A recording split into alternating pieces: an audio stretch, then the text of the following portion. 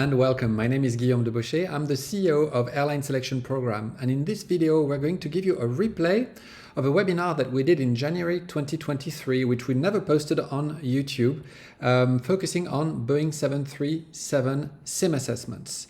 In this video, I have a guest, Michel S, who is a renowned sim preparation expert. He's got 24,000 hours. He was an Air France TRE, and he specialized for many years now in preparing students and candidates succeed on the Boeing 737 as well as the Airbus 320. But in this video, he's going to share his secrets to help you succeed at your Boeing 737 sim assessment.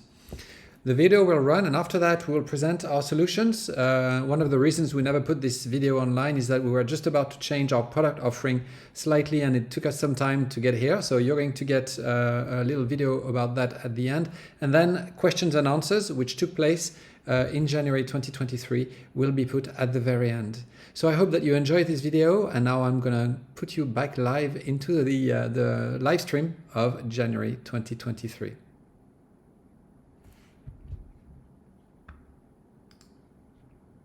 Dive into it. I'm sure you will enjoy this evening very much. So today, like I said, we're going to talk about the Boeing 737 sim assessment preparation. And let's first of all introduce myself. So my name is Guillaume D. As you could see, I've aged a little bit since the picture.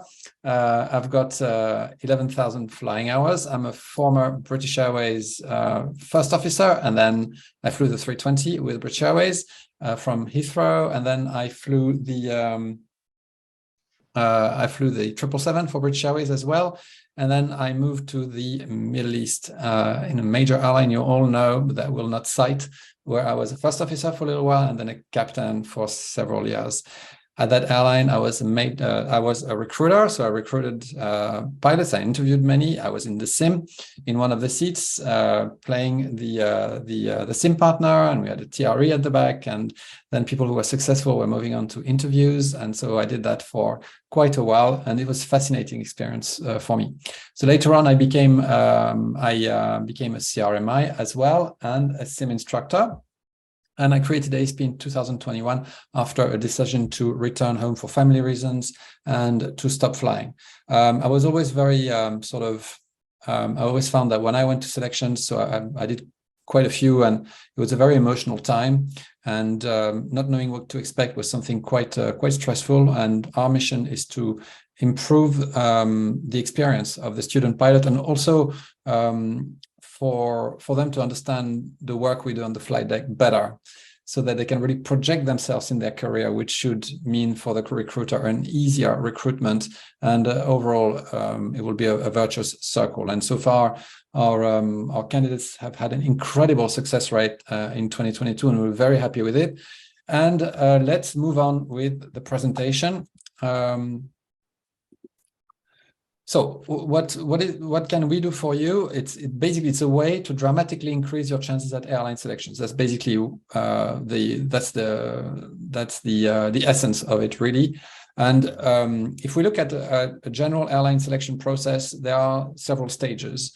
First of all, there'll be the application stage, and then the psychometric tests, group interview, individual interview, and then finally, or it can be moved around, and the sim assessment can be before the group interview. And some airlines have psychometric tests at the end. Well, every airline is different, but typically you have this chain. And we intervene at several, we intervene almost on all stages of the chain.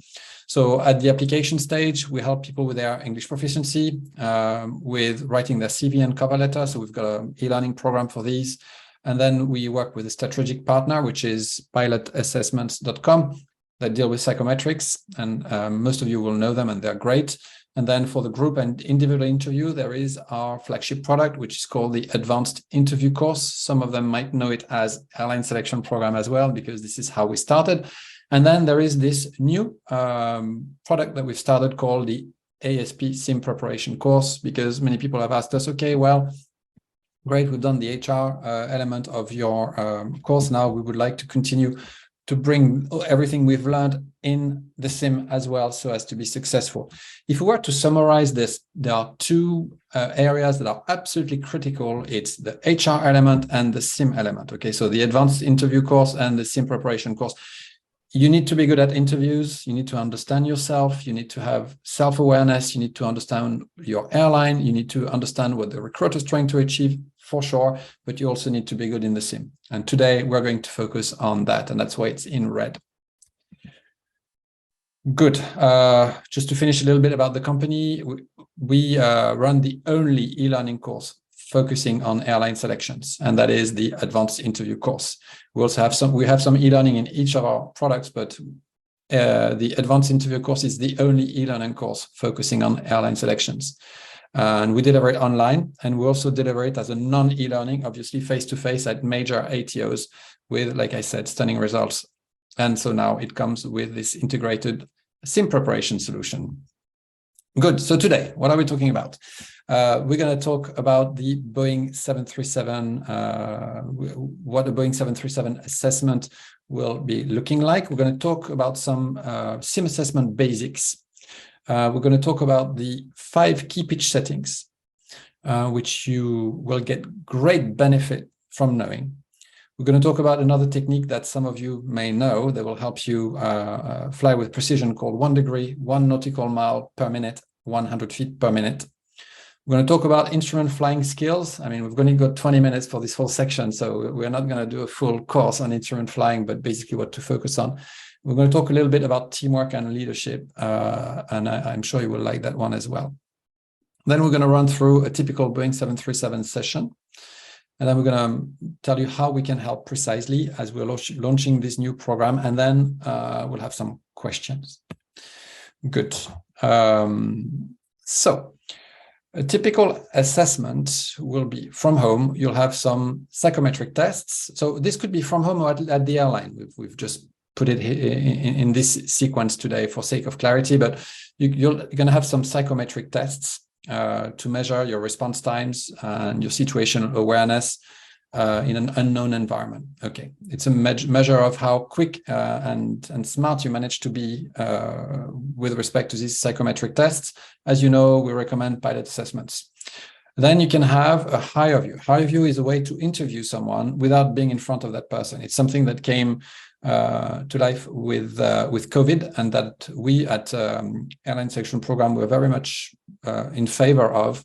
And for us, what's important is that the recruitment is ethical. And we think the higher view is something ethical. It's also very efficient for the recruiter, and typically someone you will get a link, you open the link, and then you have a series of questions are asked to you, and you've got 1.5 minutes or 2 minutes to respond, and then the window shuts and you've got a new question.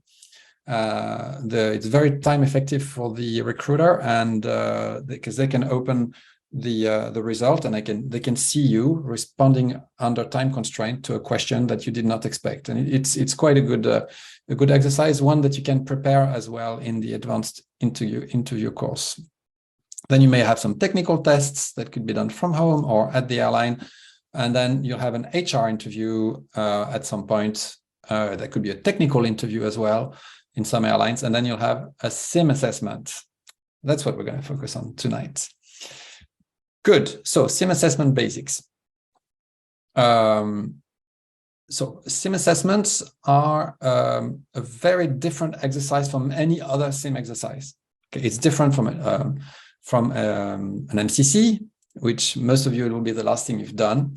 It's from a type rating, and it's different from an LPC or an OPC. It's different from anything else, and it's not regulated. Therefore, every airline does what they want.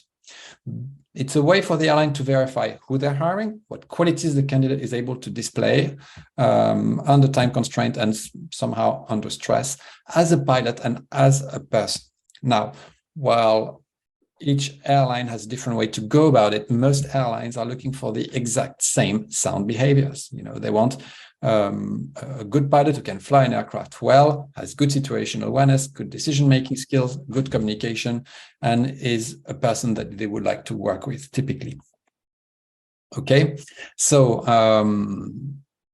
good. And it will be 3 areas will compose a sim assessment typically. Of course, handling. How can you manage this plane?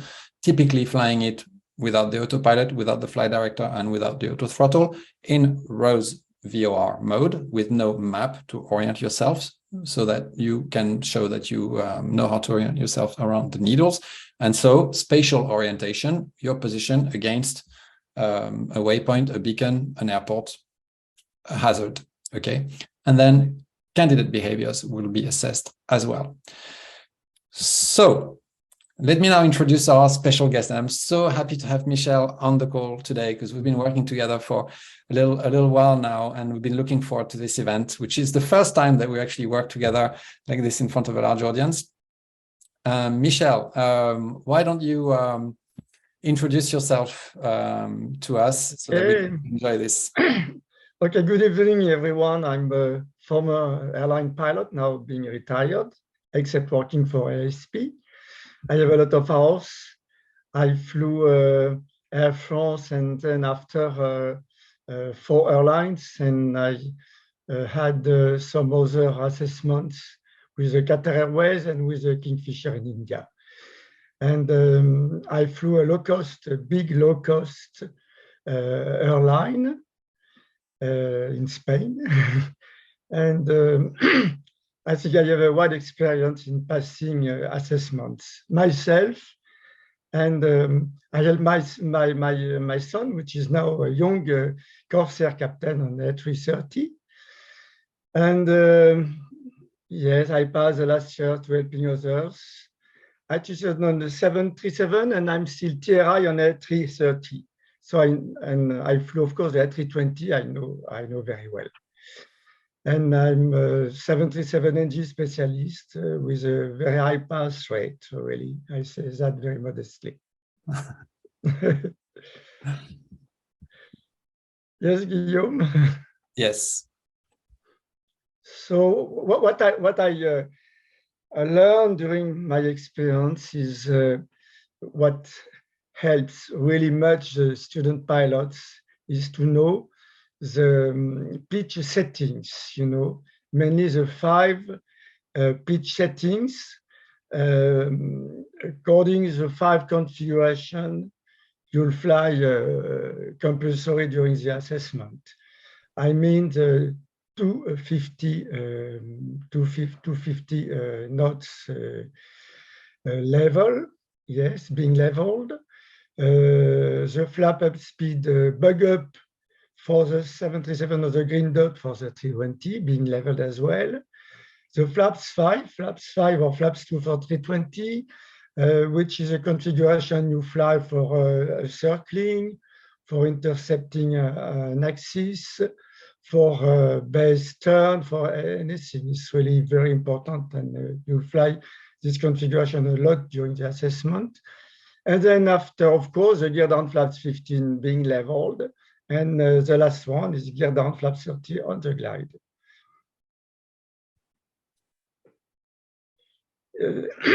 They work whatever the weight on a modern aircraft.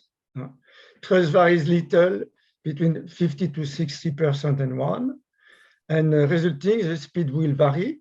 You have on the left scale of the PFD, you have different bugs, bug up, bug 250 maybe, bug 1, bug 5, bug 15.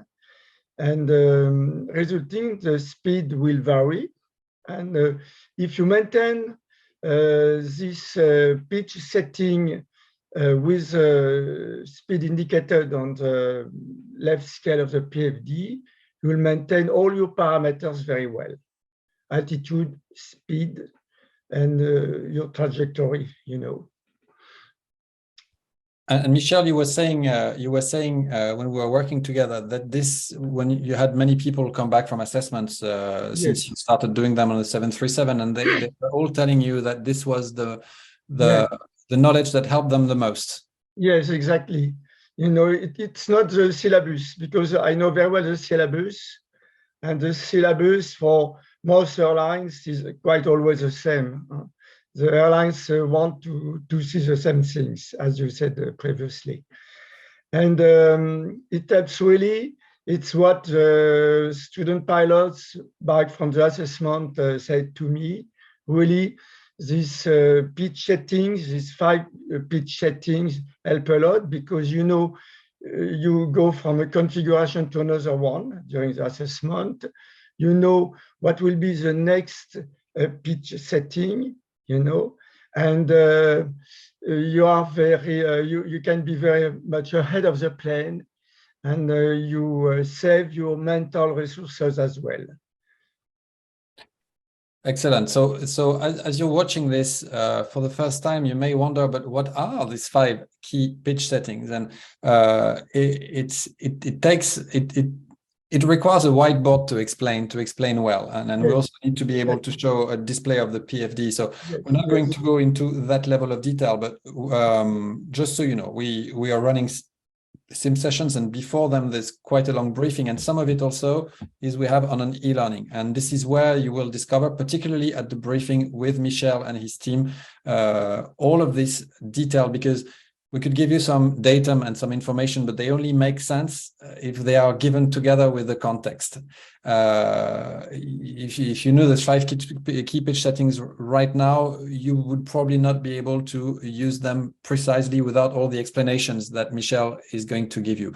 But we want you to know that they exist and that they are absolutely key to you having a relaxed, precise, and professional sim session. Yes.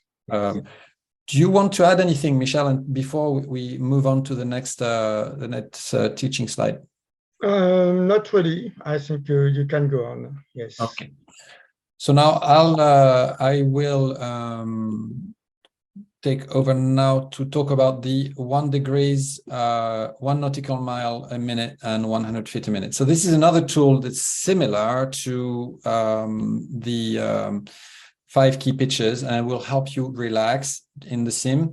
It's to be used when asked to complete a 30 or 45 degree turn and climb at a specified rate, or descend at a specified rate of, for instance, 1,000 feet a minute. Now, what we see mostly when being asked to do this is people will pull on the stick, or they will push on the stick, and they will achieve, typically they've overdone it, and they're going to go 1,600 feet a minute.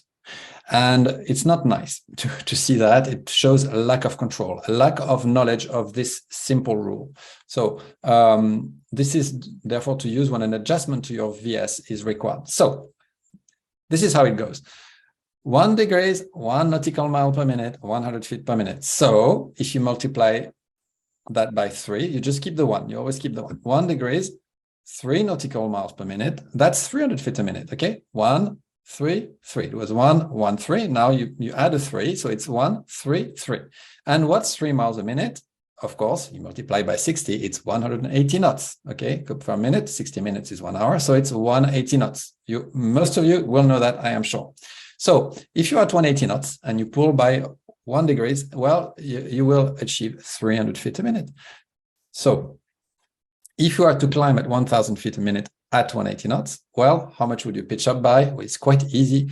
It's 3 degrees, right? So that's all you need to do. Is you're in your 30 degree turn and they ask you to climb at 1,000 feet a minute, you pull by 3 degrees and you wait, and you probably are going to be at 900, 1,100. If you're very lucky, maybe 1,000.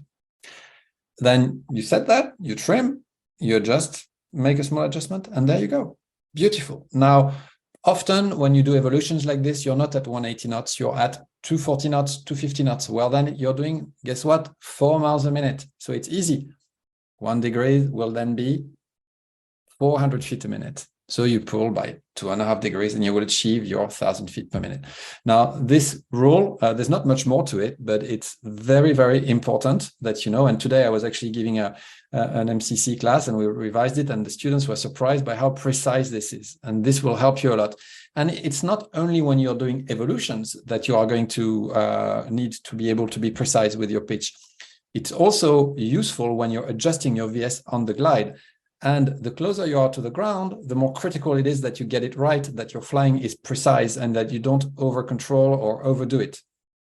So imagine if your target VS is 700 feet a minute, if your ground speed is 140 knots, and say that for any reason you get a bit low, and you see now 3 reds. Well, from 700 feet a minute. What most people do is they pull too much, they end up flying level or sometimes even climbing. Most of the time, they just fly a bit level. And that basically is too much. So you're going to want to just go from 700 feet a minute to say 350 feet a minute. So that's 350 feet difference. Well, you know what? You just pull 1 degree, 1.5 maybe, and you will achieve it. It's very little and it's enough. And it shows good control when you're able to do that. To summarize, on the glide, 1 degree is rarely needed to make small adjustments, and 2 degrees will always be too much. Now, by the way, when you're at 140 knots, you're no longer at 3 miles a minute, you're at 2.5. So 1 degrees will give you 250 feet a minute. Okay. And by the way, it's always better to have 3 reds than 3 whites, because it's always easier to recover from being slightly below the glide than slightly above the glide. Just so you know. All right, so all these things are things that we discuss during the briefing. Good. Do you have anything else that you'd like to add on this, Michel? Because I know you like this technique as well. Yes, you can expect to be asked to climb at 1,000, climb or descending at 1,000 feet per minute. When you are, for instance, at 250 knots, you fly around 4 miles a minute. So you can be sure that 1 degree will do 400 feet per minute. So for 1,000 feet per minute, it's 2.5 degrees more or less, you know, according what is asked to you. And when you're at flaps 5 or flaps 2 on the 320, it's you do 3 miles a minute, and 1,000 feet, it's around 3 degrees up or down. You know. Yes, and also you have to look at your ground speed, because it could be that you are quite high. If they ask you to do all this at 15,000 feet, now you're going a bit faster. Generally, you know, they put just no more than 10 knots wind, you know, so you don't have to worry with that. That's right. Good. So now let's talk about the other areas of instrument flying, well, the actual instrument flying skills that you will need. And so, like we said, instrument flying is about your spatial orientation. Do you know where you are at all times? And to be honest, whilst you're not expected to be excellent at the Boeing 737, you're supposed to really be good at navigating the needles as a student pilot. So this is not an area that you can skim on. Michel, do you want to carry on this section? Yes. So, of course, you should know to intercept the radial and LS axis. For that, I like to apply the radial inbound technique, you know. So you have to vary your bearing, you know, with some radio head aligned on the ILS. It helps a lot. Of course, you have to navigate and hold, and for an intersection, if they ask to intercept such a radial inbound or outbound. To fly an ARC-DME, you have not to say, I will fly an ARC-DME, but you have to have always in mind to know your position to the landing point, you know, how many miles you are from the landing point, in order to according your speed and altitude, you know, and to arrive at the right speed, at the right moment, and at the right altitude, you know. Fly a circuit, of course, a circuit circling, mainly after, if you have to go on, maybe you'll achieve your session with a tour de piste, and be able to fly the aircraft APFD or to thrust off. Yes. Yes, indeed. So you were telling me that an ARC-DME is something you may have to do, so that's why you teach it still during your briefings. Yes, exactly. And definitely you have to know how to navigate and to do a hold entry. And at some airlines, they ask you to hold at an intersection. That is not easy. I can tell you tomorrow, if I had to do it, I would sweat. It's difficult. But this is something as a young pilot out of flight school, you should be able to know quite easily. When you see two needles, it should speak to you. Yes. You know, so we work with the needles. You know, yes, we work exactly. a lot with the needles, and during the briefing, I explain that to the students. Very important to work with the needles. Yeah, indeed. Good. So thank you, Michel. So now let's talk about teamwork and leadership. And this is such an important part because we said we want to, they want to know who they're going to hire, if they're a good pilot, but we'll also want to know who they are as a person. And this, it will show in the sim. So let's be very clear that leadership, it's misunderstood by most student pilots. First of all, as a student pilot, you are a single pilot for 95% of the time that you find yourself in flight school. Then all of a sudden you do your MCC and now you discover your future line of work. And now leadership is not just the prerogative of the PF. In fact, it's quite the opposite. People imagine that the captain, especially when he's a PF, he's the leader and he's going to decide. And when a PF, you should lead. Yeah, leading means that you have a good ability to influence others when you have an opinion that you would like to defend, that you're able to defend your opinions, particularly when you know that they are valid. Okay. But leadership on the flight deck and teamwork are very much intertwined because we no longer want to have people monitoring pilots that are not able to wave their hand when something goes wrong. And that will just let typically the captain make a mistake without resisting. Okay, so the monitoring pilot and the co-pilot have a very important leadership part to play. Any co-pilot that starts from their first hour on the flight deck should have some leadership in them, a way to say, listen, this is not working, or I don't understand what you're doing, or tell me why we're doing this, or I suggest that we do it in another way, or say, no, Captain, we should really do it this way. And in the end, actually be ready to take over the plane if needed, if a rule is broken, and if it seems that basically this person is not behaving the way they should. Okay, so this leadership is very, very important, even from the co-pilot, even from the pilot monitoring. Okay, so monitoring has become a very trendy word. So resilience has become a trendy word. Monitoring is another trendy word these days. It's considered an active role that is actually graded at sim checks in every airline these days, and also very much at the sim assessment. So let me explain. So typically, the other person's flying, and they're making a mistake. You know, you should leave them a bit of space, time permitting, provided it's still safe, to catch their mistake. But clearly, if they are not, you should suggest another course of action. If you don't, and there is a consequence, you will both pay for it.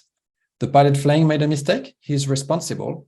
You were monitoring, you said nothing, you're even more responsible in a way, because the pilot flying was busy flying, and the only thing you were asked to do is to monitor. Okay, so please understand this is important, and there's nothing more pleasing than to see a candidate or a young co-pilot in a sim environment that is contributing effectively as a monitoring pilot. It's very nice, and it's a fine art. It's something you really need to learn, because you don't want to over-intervene to the point where the other person feels that they are being guided. And certainly you want to be present. And I remember when I was a captain and I had a co-pilot that was strong, and I knew that he would not let things slip. I really enjoyed it a lot because I knew I had leadership from the right-hand seat. Good stuff. But it would be nice when people actually do it in a way that is pleasant, that they gradually increase the pressure if you're doing something wrong, that they go softly about it initially. And it's about your emotional intelligence on the flight deck. This is something we teach through theoretical knowledge, CRM training, and giving lots of examples of our own careers. And it's something that students like very much. So in short, the PM should monitor, assist, and prompt as required. And if safety is in question, the PM may even have to intervene, and it may happen in the sim. And I've had someone recently who told me, okay, I was at my sim assessment, and at 200 feet, we didn't see the runway, and the other pilot froze. what is difficult for the PM is not to do more than needed, but to do more than a little, you know. Exactly. It's a difficult exercise. It's difficult. It's something you learn, but to be able to project yourself already in this seat, in this position is important. And like I was saying, so this candidate was telling me, well, the other guy froze and I didn't know what to do. Well, there is only one solution. You have to take over the airplane, even if it's in a sim assessment. And then the examiner the assessor can always say, no, that's fine, or reposition the airplane on final. But you not intervening is terrible. You know, if the other person's freezing and not responding, they could be incapacitated, and typically not really incapacitated like they're having some sort of a health problem, but they could just be startled because they've had so much stress in this assessment and somehow they're not reacting properly. Well, if this was in real life, what would you do? You know, so we teach this so that you could become really good at it. And also understand that if, for instance, during your PF session, you didn't fly so well, but as a monitoring pilot, you did exceptionally well. Honestly, from my position as a recruiter, I would probably hire you. So long there was no safety issue with your flying session, but you did great in monitoring, I would feel quite safe hiring you, you know, and hoping that the training department will do the rest. So good. I hope you enjoyed that. Now, you want to take over, Michel, for the session and a Boeing 737 typical session? Yes. So it begins, of course, with a takeoff, and then climbing, retracting flaps, doing some maneuvers, some turns, 30 or 45 degrees bound, and then flying back to the airport, performing an holding pattern, sometimes with a non-technical incident, and then joining an ILS down to the ground, or maybe with a go-around maneuver, if not stabilized between 1,000 feet AGL and the ground. Okay. Good. So you were telling me the other day, people get surprised sometimes because they get a briefing. Like some airlines give no briefing. Actually, I've heard that, but most airlines will give you a briefing because they want you to succeed. So they will help you a little bit. You'll get a briefing sent to you by email for some of them. Some others will give you a briefing.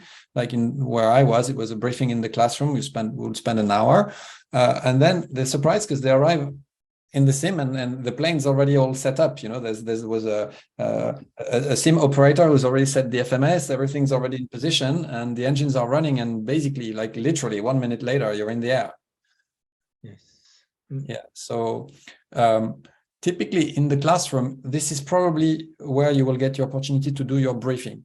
So you need to think of this briefing very hard before you get to the briefing room. It will be as if you were on the plane giving your briefing. Then you're going to get on the plane.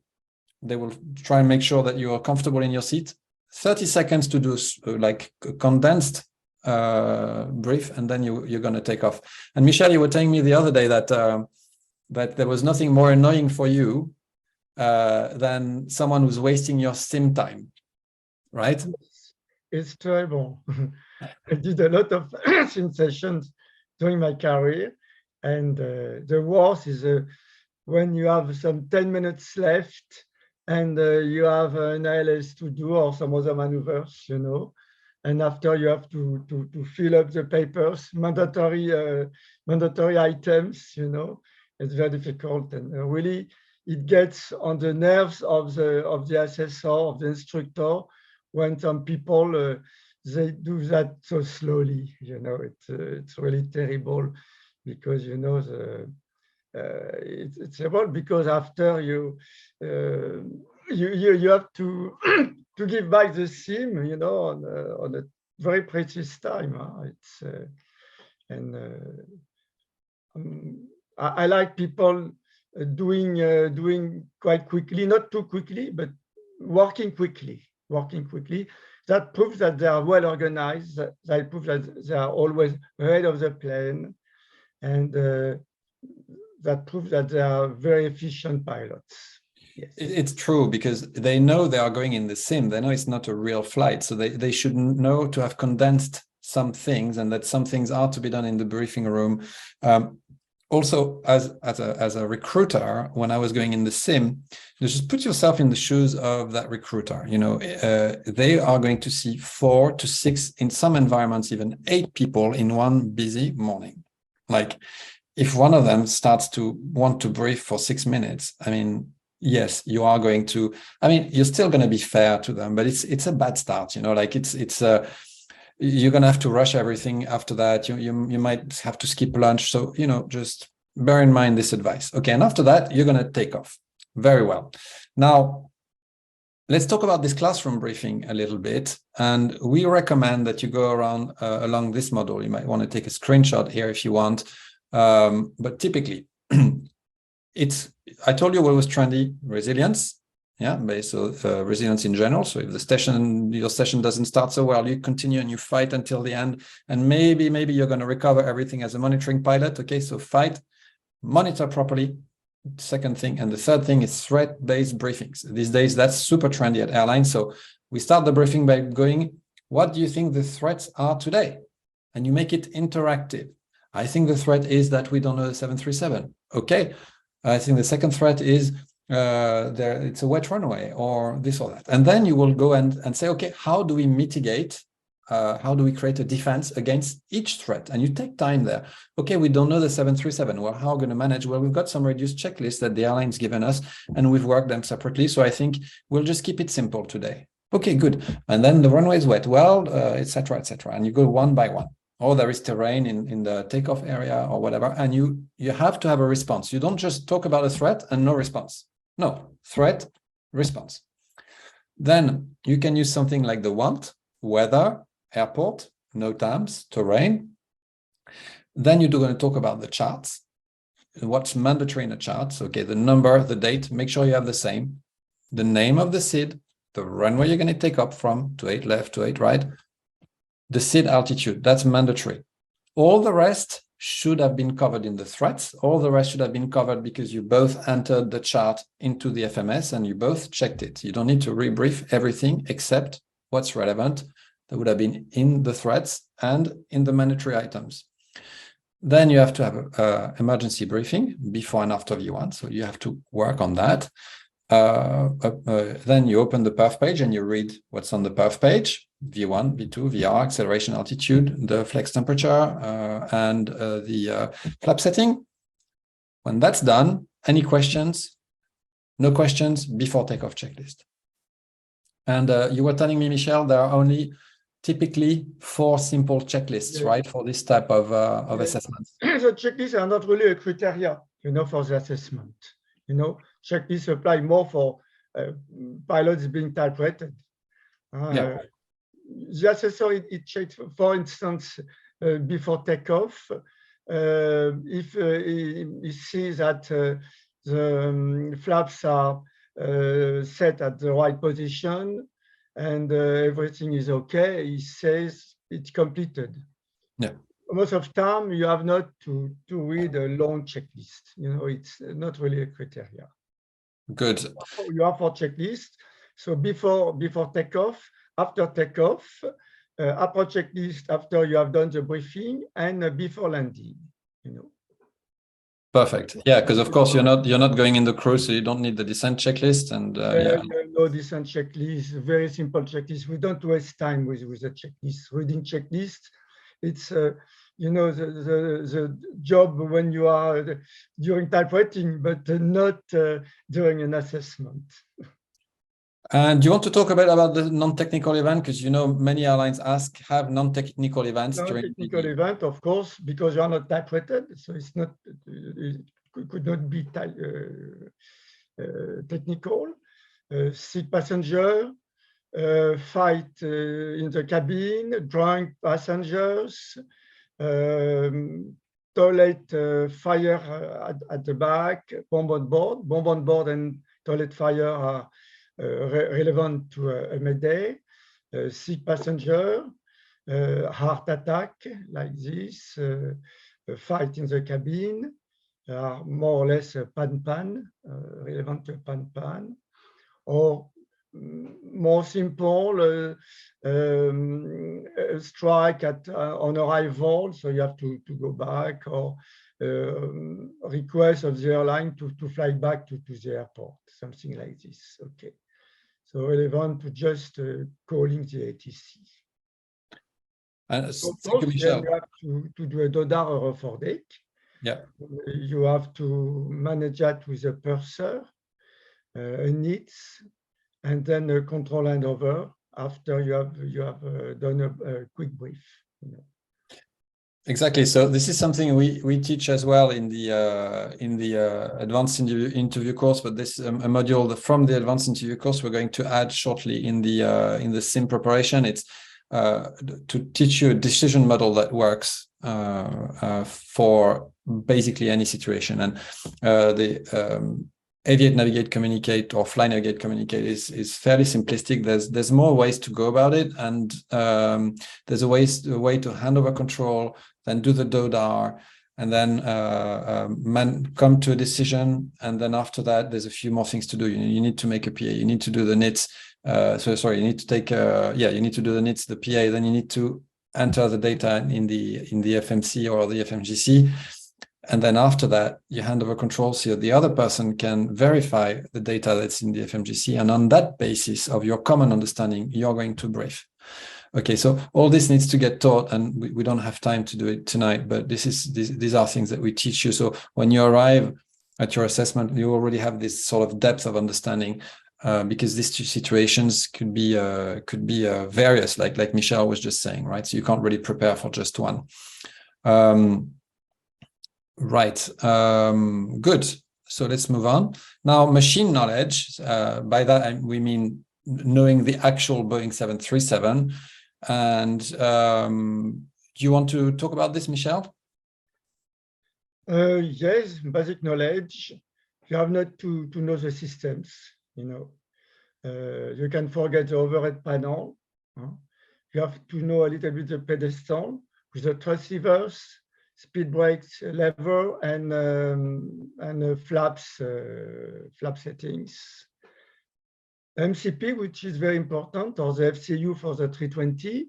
It's on the FCP, you have set your clearance and what you have to fly. And PFD, ND a little bit, and FIS command, you know, for each side, you know. And detailed knowledge not required, really. Yeah, so people often ask us how much should we know. So, well, it's good to know quite a bit, and therefore that's why we recommend that after you get out of flight school and you've done your MCC, that you consider that you keeping in touch with your flying skills means going back in your single engine or twin piston airplane every now and then, but also coming into a more complex machine on a regular basis, so that you keep current with what they both look like, the 320 and the 737, either or both, depending on what your target airlines are. But people ask, how much should I know? Well, typically at a selection, they will not expect you to know anything about the FMS. You will not have to press a single button in the FMS. So this probably gives you an idea. Okay, this will already be set, and if something needs to be done in the FMS, like a direct, the guy will lean forward and he will do it for you. Okay, so but yeah, it's good if you know to operate the flap. It's good if you know where the gear lever is and you know how to adjust the lights, or the simple things like this that can drive you nuts when you can't see anything. You know, it's like controlling the lights, it's rather nice to know than good to know. You know, that's true. Same for the reverse. It's a nice to know. You know. Okay.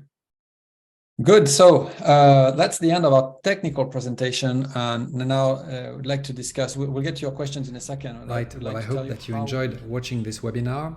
And now we're going to get into the solutions that we bring to you in order to help you succeed your airline selections. In the webinar before, you saw 5 links to the chain leading to successful airline selection. We've now brought it down to 4 to make it easier to understand. So first, here you have the application stage with a CV and cover letter. Then you have the application stage with the English proficiency that is required in order to communicate properly, especially for non-English speaking natives.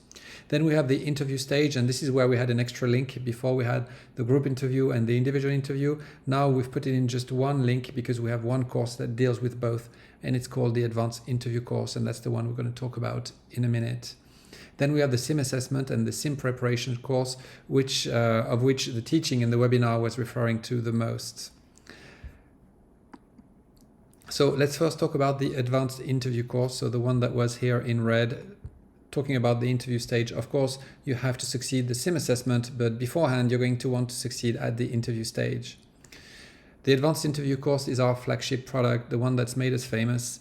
It's an 8-module course, and it's the only e-learning course in the world focused on airline selections. It includes an official 16PF questionnaire, which is a personality questionnaire, and a personal debrief with an HR specialist. So at Airline Selection Programme, we want to help as many pilots as possible in the best possible way and in the most convenient way. This is why e-learning, when it's done properly, and the way we've done it, we've got the e-learning platform. You can also learn on your iPhone and on your iPad in a really nice and convenient way. You can download files, you can watch offline content, and this is very convenient and allows you to have quick access to your learning, especially if you have a selection coming up quickly. But also later on, you'll be able to rewatch this content. The Advanced Interview course includes a personal element because we know no two pilots are the same, and so it was important for us to make sure we could speak to everybody. So the Advanced Interview course has that as a debriefing of your personality questionnaire. This is also where you will be able to ask your questions, if any. The Advanced Interview course has 8 modules, like we said. So in the first module, we talk about the key competency framework, which details the competency pyramid and the recruitment competencies that the recruiter is looking for as he or she ticks the boxes that are required that would lead to your recruitment. We detail the recruitment matrix as well, which is how you're being graded by the recruitment team. It's important to understand how this happens so that you can picture yourself throughout the recruitment exercise. In Module 2, we talk about how to collect company information, how to read an annual report, which is an important skill that is required so that you arrive at the interview having a lot of practical knowledge that the airline might interrogate you about, but also that you know about the airline's culture and understand it. You need to be able to understand their culture, also their strategy and challenges. We talk about preparation and mindset and how to approach the day for best possible results. We talk about body language and how to project yourself with the assurance of a captain.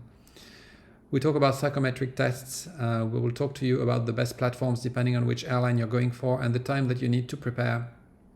Oftentimes people wait until they have the selection day, but sometimes the selection is only 20 days away from the time you get the email. It's just too short to do everything, to do the psychometrics and then to go and plan for a sim assessment. Maybe you need to do 1 or 2 sims, sometimes 3 sims if you are very rusty, and 20 days will just be too short. I've heard a candidate tell me he got an email with an invite to go for a 737 assessment with a low-cost carrier and had only 12 days to organize themselves.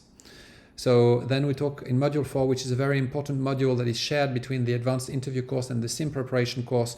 We talk about the SIM assessment from an HR perspective, what competencies are being looked at during the SIM assessment and how to best behave. We talk about decision models, intervention models, workload management models. This will be very useful to you, and for some people they are a real eye-opener into the actual life of an airline pilot. In Module 5, we talk about the group exercise and we tell you strategies for success. So of course, we are not rehearsing group exercises during the course in an e-learning format, although some airlines now do group exercises online in a Zoom type meeting, and it's something that we are planning to introduce in a few months and to trial first, of course. But anyway, in the Advanced Interview course, you will be taught strategies for success, how to best position yourself, how to understand group dynamics and which position to adopt by default, and how to get the group dynamics to work, how to structure yourself, how to look after group structure for success. Module 6, we talk about HR profiling, and that's about the 16PF and the personality questionnaire and why they're so important, why knowing yourself is key. If you arrive at the interview knowing yourself, knowing where you are in the key competencies, well, it's half the battle won, because then you can filter examples and prepare examples that show that you can have one behavior in depending on a certain scenario, and you can move on the in the other end of the spectrum depending on the circumstance. And it's this plasticity that will really interest the recruiter, because then they will know that depending on the case, you will be able to adapt.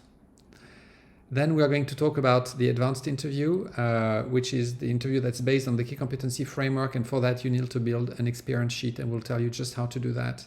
Then we'll talk about the classic interview, which is the most difficult type of interviews, where you will have a recruiter that's not necessarily trained on recruitment. They make recruitment mistakes, and you're going to help them not to do that. And then we talk about the hybrid interview, which is very common with low-cost airlines. In Module 8, everything comes together and we enter simulated questions where you will see, and usually candidates love this module because then everything starts to make sense and they see that using the model works at all times. So if you're interested in the advanced interview course, you can flash this code here, and this will take you to the page where you can book it, and you will have immediate access, of course.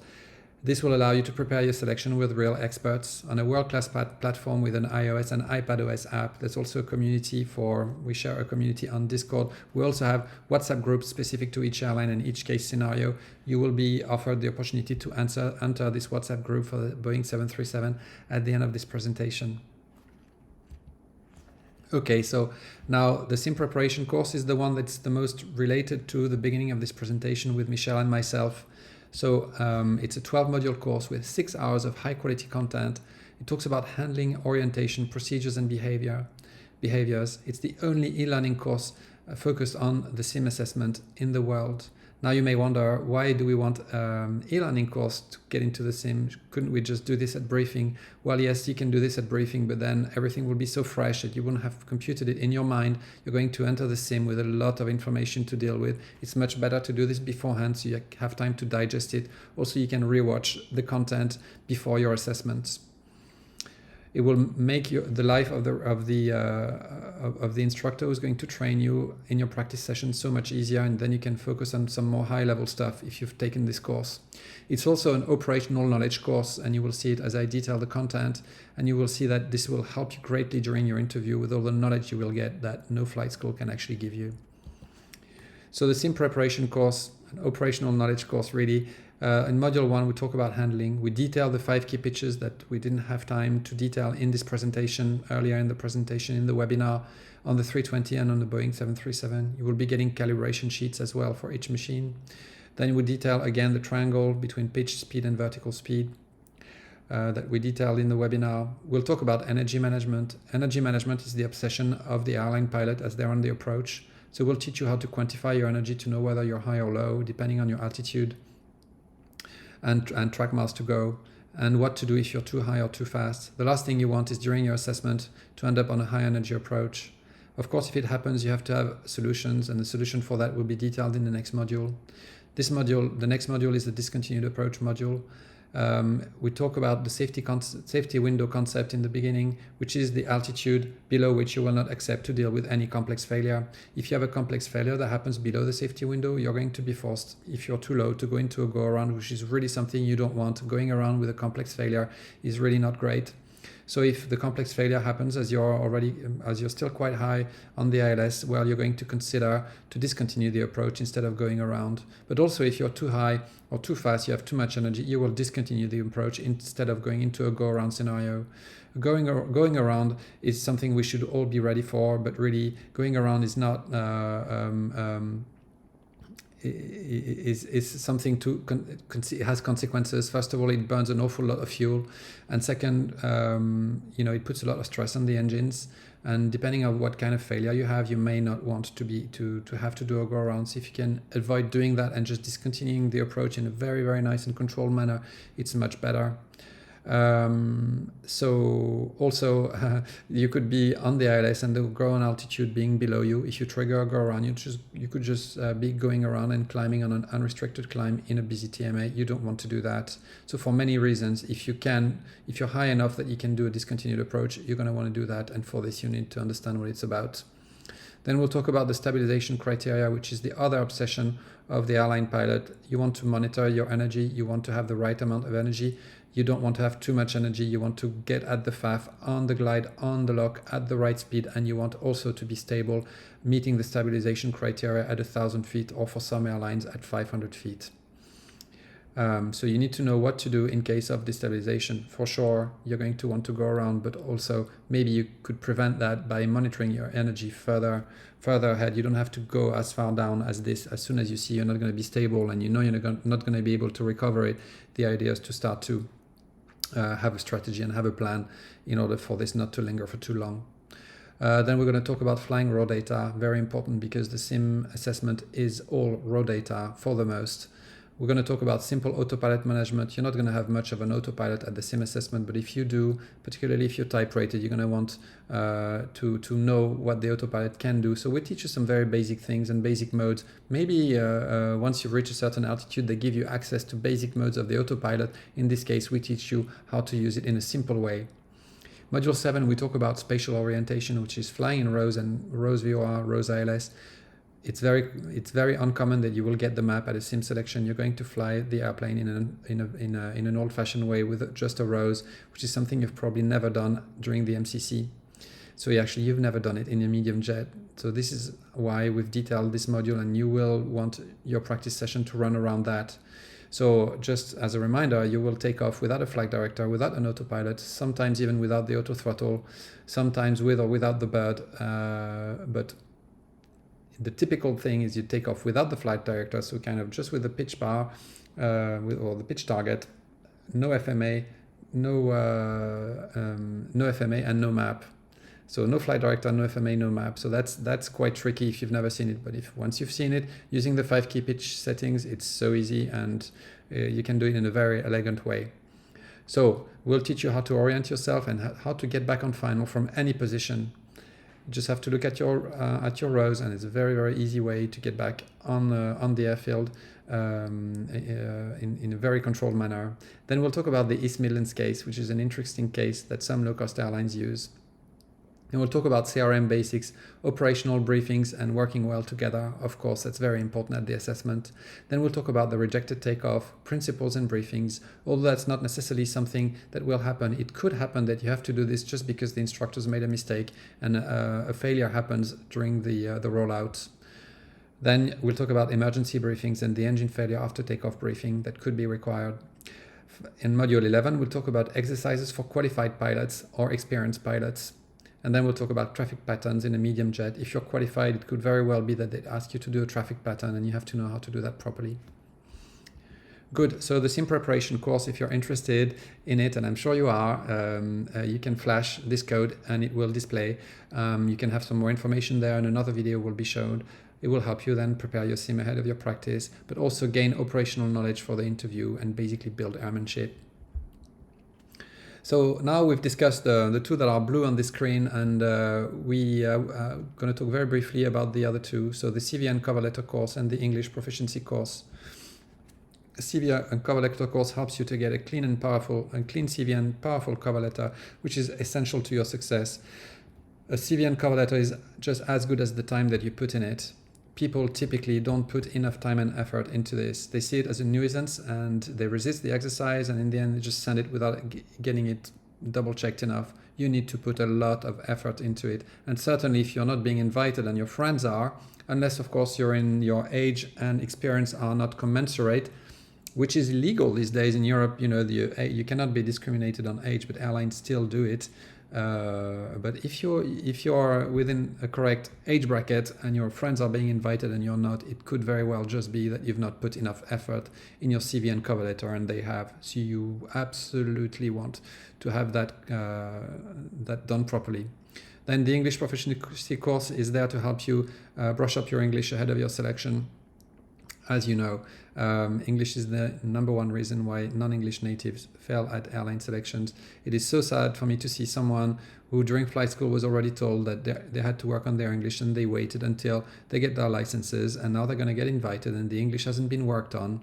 I remind you that 70% of accidents and incidents are due to human factors, and the #1 contributor to human factor problems is communication, and the #1 support for communication is language. So of course you want to be good at English. Our e-learning course will help you brush up that English. So one disclaimer here is that this course was recorded in the French language as a base. However, even if you're not French, even if you're German, Dutch, or Swedish, or from Poland or anywhere, this course will be useful to you. Now, we will talk about a few bundles later on, where the price of all these 4 courses gets lowered if you buy them together, and there the English proficiency course could make a lot of sense for you, even if you're not French. Now, later on, we're going to be recording some more. We've already started. We've got an English teacher who is 100% English, and the courses will be, the next lessons in the English proficiency course will be all in English. And there will be valid and valuable 100% for anybody. At the time of this recording, which is July 2023, there are around 15 lessons. 2 of them are in full English. All the other ones have French as a base language. But honestly, it's not really a problem because it's only very, very few items that are in French, but I wanted to mention it. Okay, so the gold package includes the advanced interview course, the first one we saw, then the SIM preparation course and the CV and cover letter course at a discounted price. This is a significant saving and all you really need to succeed. If your English is fine, that's really all you need to succeed. Just flash this code and you will be taken to the page. Then the platinum package is the gold package plus the English proficiency course at a further discounted rate. It could be interesting for you, even if you're not French, to get this course, just so you get some English practice and get better at your English at a really, really cost-effective price. I remind you that we also have an iOS app and an iPadOS app, and with you can download the lessons on your iPhone and listen to them whilst you're on YouTube. It's really, really very practical. Good. So now that this has been said, we're going to go back into our January 2023 webinar so that you can hear the questions and visualize the questions and answers. And also you will be given the opportunity to enter the Boeing 737 WhatsApp group. It's still live, so just flash the code as it appears on the screen. And I look forward to seeing you on one of our courses or to reply to any of your questions on Discord.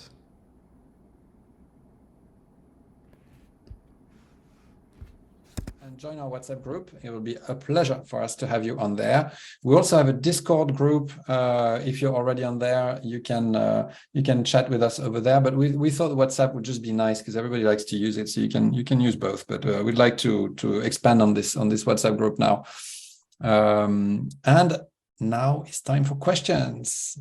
So I'm going to exit this presentation and see if we've got some questions.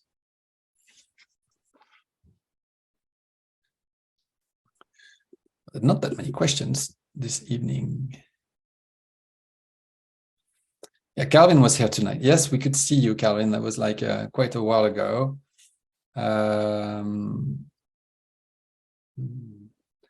So I can see faster. Thank you for the thing is okay. Just a second. So it's quite a few messages. Sasha, can you tell me which questions we have, please, on the on our personal WhatsApp? If we don't have any questions, then we will be closing the meeting.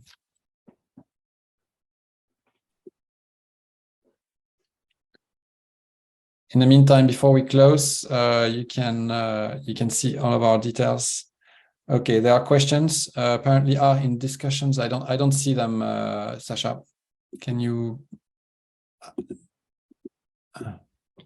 I don't see them. If you can send them to me one by one, I will try and answer them.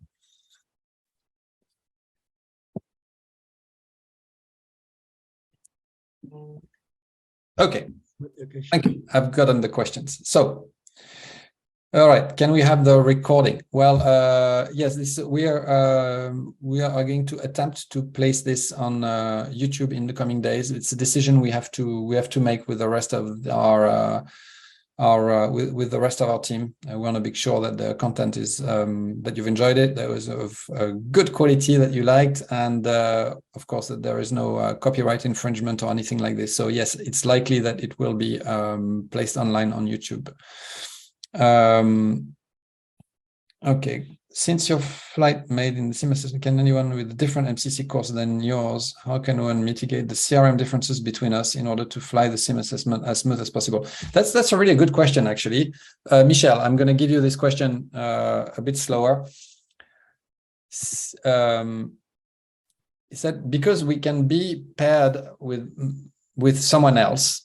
How are we going to manage having done our MCC with someone in our flight school and the other person having done their MCC maybe on a different airplane type and in another flight school?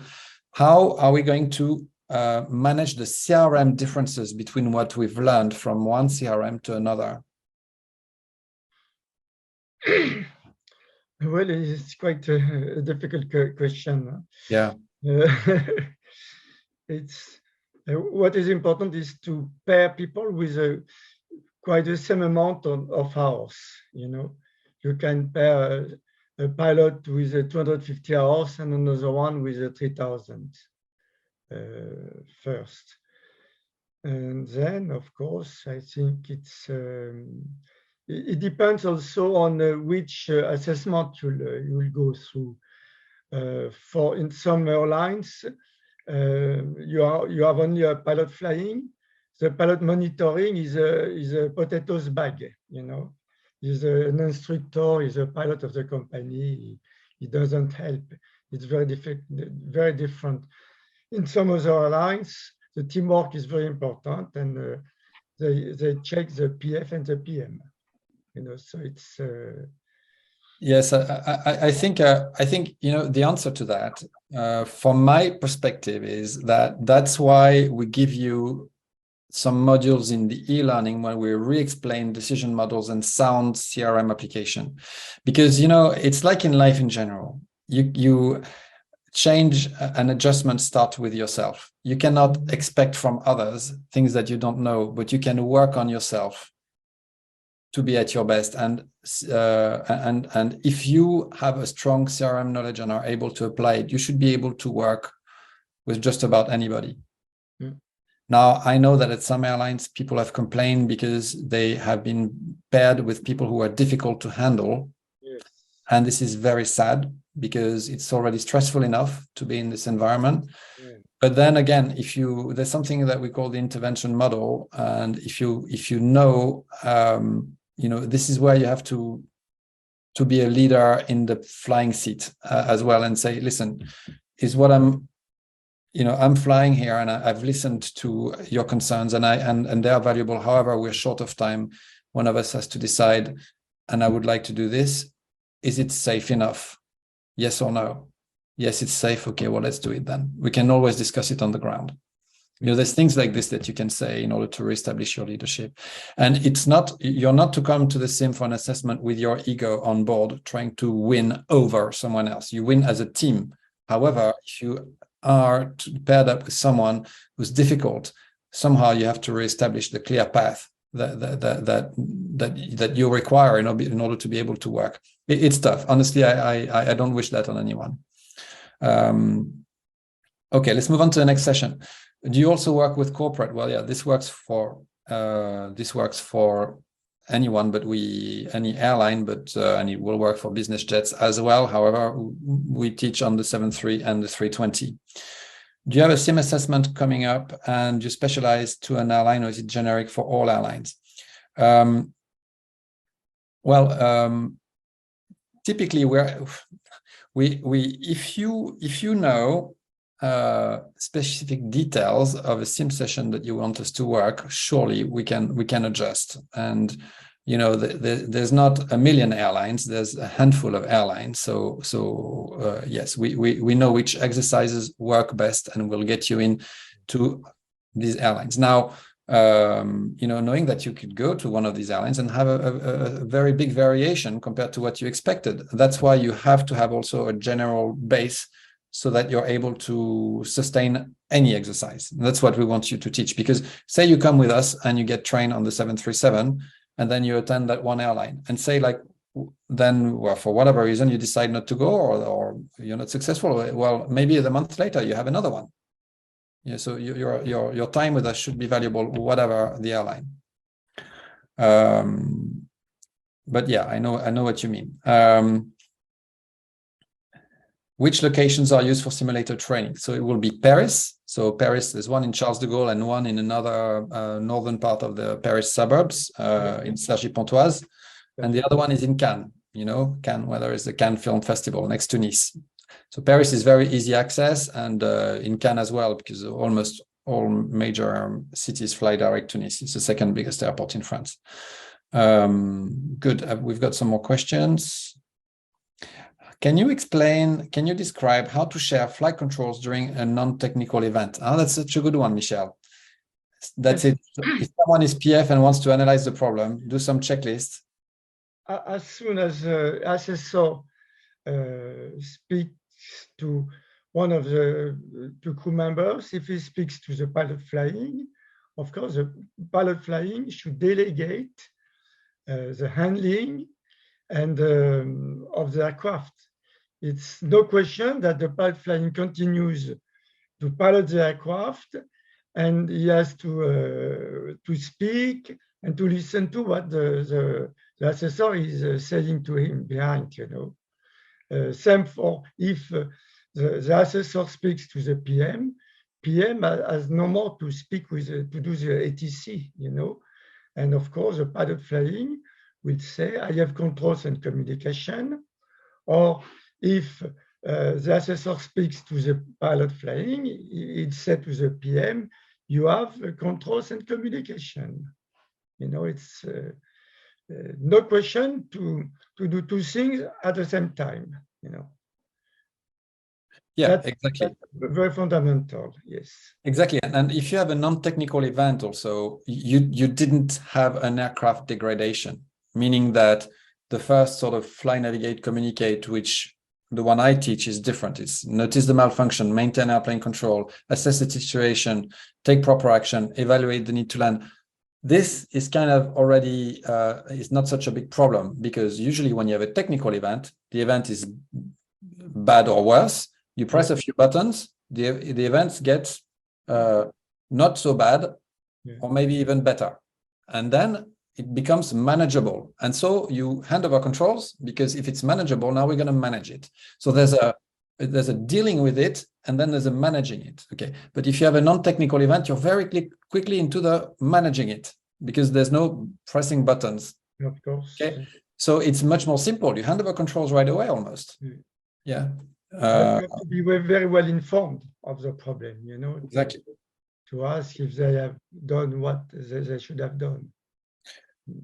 Okay, we got more great questions coming. I'll say, yeah. So can candidates expect an engine failure after takeoff? Well, no. No. Not at all. No, and people, it's only if you're type rated. Yes. Okay, if you're already type rated, or it could be if you're... Well, excuse me, what could happen is an engine failure during a go-round. On some that's tough, airline, actually. it can happen, but mainly no.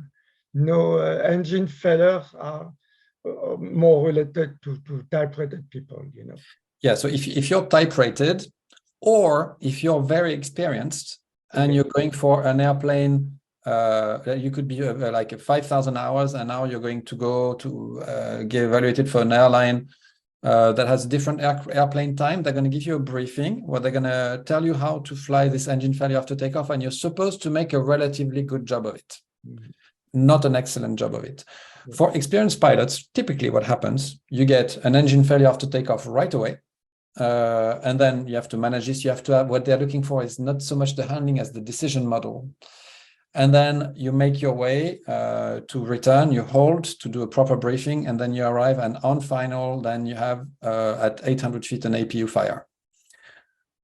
And then the expectation is that you're going to continue to land. If people go around, it starts to be a problem, okay? Because the plane's on fire now, we're going to want to land, but some people will go around. This time, it's a very, very good scenario, this one.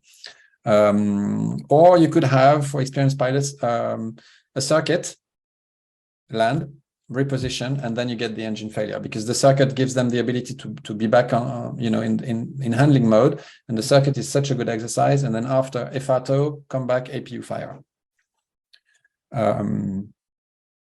So what is a holding at intersection? Well, holding at intersection is, instead of holding on a VOR, you hold on an intersection between two VOR radials. Yes, but it's not asked, normally you hold on the holding pattern of it's true. yes, it's true. But I was told that your previous airline, being on fire, I was told that your previous airline is actually asking this sometimes. Yes, but most of time it's not the case, no. Sweet. I've got some other questions. We'll finish on these. Flight controls, location. So yes, we answered. Yeah. Oh yeah. When we are asked, what is your position on the map? Do we switch a navigate like VOR and read the tail? Yes, my friend, that's how you do it. And the fact is, you will not have the map. You will take off in a rose VOR. You will have two needles, and yes, you read at the tail. And maybe when I went for my British Airways assessment, that's what they did. They got us to fly, and it was like there was a decision to make with fog everywhere. Where do you go? So we go there, land in Birmingham, and then we approach. What they did actually, they are first instance, they put us somewhere. Then I went, okay, where are you now, son? And I went like, okay, well, I read the needle, said we're here. And then we continued flying, and then they start to vector us. And then we were about to approach the localizer, and then there was just the localizer needle, and said, okay, where are you compared to the localizer? Point on the map. Yes. This was fairly easy for me because I was teaching instruments on the side as well. But under stress, it's actually. You could make a mistake. Yes. So that one's quite tough. Guys, I think we're done. I think we've finished. So, Michel, I would like to thank you so much since you entered our world here. It's been a real pleasure to have the opportunity to work with you and your wisdom. And I'm sure people who come to your preparations will really enjoy it. And guys, I can't wait to have you in our community and to continue to chat with you. And Michel, do you want to say a few more things? No, I think it's very important to be prepared. Yes. To be prepared is not a cheating. It's not cheating. And most airlines, they like people being prepared. Yeah. Depending on the type of aircraft. It's you can't imagine being seated in a 737NG if you know nothing about the plane. Same for the 320, even more for the 320, which is a more complex aircraft. So it's not cheating. And second thing, there is a big gap between what we have learned at school and what are the requests of the airline during an assessment. There's a big gap. During an assessment, you have to be very operational because no airlines now make basic training. It's finished. Even in big major airlines, they do type ratings and line training. It's all, The basic training should be learned at school, and sometimes it's not enough operational. It's too much theoretical, Yeah. I think it's so important to be prepared. Right. Well, let that be the last word of wisdom. Thank you so much, Michel. Thank you so much, everybody. I'd like to thank the team as well. You've done a beautiful work. Thank you, Sasha, Alex, and the whole team. Thank you, everybody, and have a good night. Okay, good